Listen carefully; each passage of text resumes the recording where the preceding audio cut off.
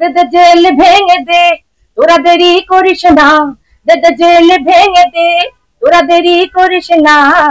জেলের ভেতর মাকে আর থাকতে দেব না।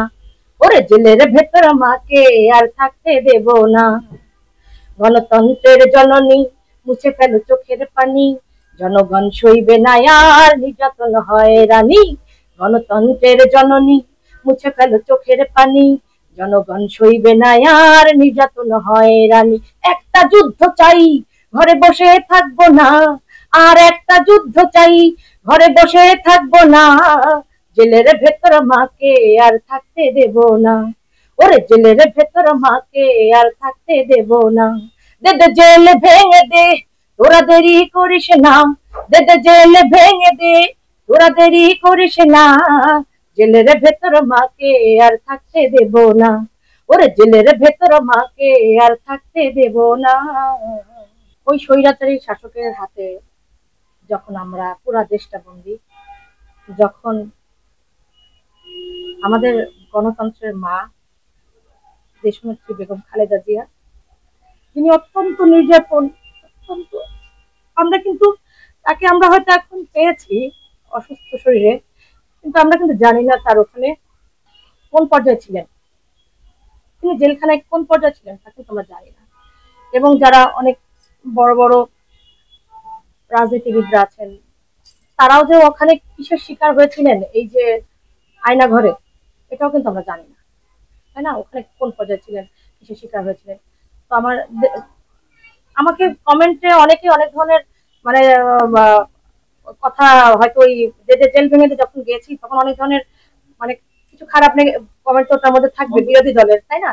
তো ও ধরনের কিছু কমেন্ট আছে, তো নেগেটিভ কিছু কথাও কমেন্টের মধ্যে আছে, কিন্তু ওটাতে তো আমি সার্থক যে আমি এতটুকু অন্তত করতে পেরেছি। আমি যে ওই সময় 2018 সালে গানের মধ্যে দিয়ে, কথার মধ্যে দিয়ে বলতে পেরেছি আর একটা যুদ্ধ চাই। হয়তো তখন সবাই অসহায় ছিল, বড় বড় নেতাকর্মীরা অসহায় ছিল। আচ্ছা গাইছি, আমি বলছি যে বড় বড় নেতাকর্মীরা অসহায় ছিল, এটা তো আপনারা জানেন যে তারা যে কোন মানে গণতন্ত্রের মাকে মুক্ত করার জন্য তারা কিন্তু সবাই অনেক অনেক ইয়ে করে সংগ্রাম করেও তারা অসহায় অবস্থায় ছিল। তখন হয়তো আমি কণ্ঠ দিয়ে যুদ্ধ করে তাদের সাহসটা জুগিয়েছি, এতটুকুই তো। কিন্তু আমার কাছে এটা অনেক বড় কিছু। আমি গাইছি গীতিকার ইথুন বাবুর কথায় এবং ইবি মিউজিক থেকে গানটি রিলিজ হয়। আমাকে তো বিএনপির শিল্পী হিসাবে ওই সময় থেকে সবাই সাইড করে রেখেছে। এখন আসলে আমি মন খুলে বলতে পারছি যে আমার কোনো বাসায় আমি ভাড়া নিতে গিয়েছি, সেখানে দেখা গেছে আমাকে 2 মাস 3 মাস পরে, যখন আমি একটু নিজেকে আড়াল করে রাখতাম, হ্যাঁ আমি একটু, যেহেতু আমার গানটার মধ্যে আমার ফুটেজ ছিল না, হ্যাঁ আমার ভিডিও ফুটেজ ছিল না, সেহেতু আমার ওই একটু আমি আড়াল, মানে আমি তো অনেক জায়গায় অনেকে জানতো না হয়তো বা যে আমি এই গানের শিল্পী, যে জেল ভেঙে দে গানের শিল্পী এই মেয়েটা, অনেকে জানতো না। তো সেই হিসাবে আমি প্রথমে প্রাথমিকভাবে আমাকে হয়তো অনেক বাসায় বাড়িওয়ালারাও জানতো না বা চিনতো না। তো পরে যখন একটা সময় জেনে গেল যে এই শিল্পী আমরা ভাড়া দিয়েছি, তখন ওনাদের উপরে কোনো ঝামেলা আসতে পারে, এই কারণেই বলে দেওয়া হতো আপনি বাসা ছেড়ে দিবেন আগামী মাসে। তো এমন করে আমি প্রায় 15টা বাসা আমি ছাড়তে হয়েছে, এবং আমার অনেক ভারী ভারী ফার্নিচার, সব ফার্নিচার নষ্ট, বলা যায় নষ্ট হয়ে গেছে এই বাসা চেঞ্জ করতে। তো জানেনই তো যে ঝামেলা।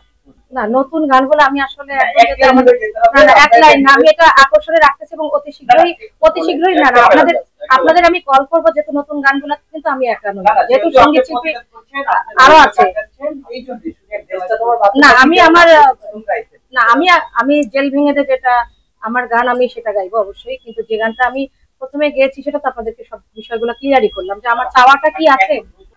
নতুন গানগুলো তো আমি আপনাদেরকে বললাম যে আমার নতুন গান সামনে যেটা আসছে সেটা, এটা যেহেতু আমরা দলীয়, সেহেতু তো আমরা একা, এটা হয় না, একটা ব্যাপার আছে। আর যেটা আমার সলো সেটা হচ্ছে জিয়া তোমায় মনে পড়ে, এটা অলরেডি মিউজিক, তারা এটা মিউজিক কম্পোজ হচ্ছে, তো একটু আকর্ষণে থাক, সবই যদি বলে ফেলি হবে না। আমি একটু একটা জিনিস বলতে চাই, যেহেতু আমরা একটা স্টেজে পারফর্ম করতে গেলে অথবা আমরা কোনো লাইভ টিভি চ্যানেলে কোনো লাইভ থাকলেও আমরা যেমন বলি যে এই গানের গীতিকার উনি বা এই গানের সুরকার উনি, নাম ধরে আমরা যেমন বলি। তো আমি জাস্ট চেয়েছি যে দেশটা তোমার বাপের নাকি, এই গানটা যেন আমি যে প্রথমে গেয়েছি এত এত মানুষের মধ্যে, অ্যাটলিস্ট আমার নামটা যেন ওনারা মানে প্রথমে যেন অ্যাটলিস্ট আমার নামটা গানটার আগে যেন প্রথম, যেহেতু আমি ছিলাম, সেটা যেন আমার এতটুকুই দাবি, আর কোনো দাবি নাই। আর মানে এই বিষয় নিয়ে আমার আর কোনো দাবি নেই।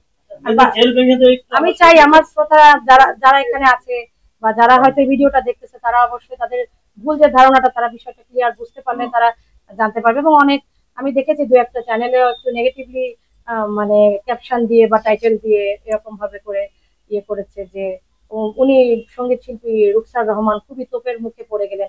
এখানে তোপের মুখে পড়ার কিছু নেই, হয়তোবা আমার বোঝানোর ব্যর্থতা ছিল অথবা আপনাদের বোঝার ইয়ে ছিল, হয়তোবা আমি আমি ধরে নিলাম আমি বোঝাতে পারিনি।